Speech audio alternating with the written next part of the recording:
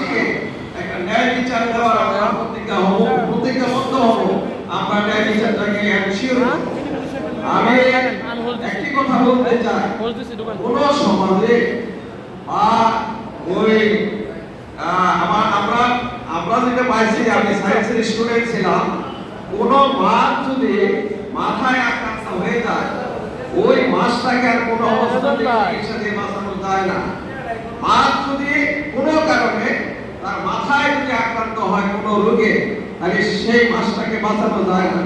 কোন সমাজে যদি বিচার বিভাগটা কোনোভাবে যদি কলুষিত হয়ে যায়, সেই সমাজটা ধ্বংস হয়ে যায়, সেই সমাজটা বিশ্বের বুকে একটা আত্মপ্রতিষ্ঠিত মর্যাদাশীল জাতি হিসাবে বিশ্বের দরবারে তারা পরিচয় দিতে পারে না।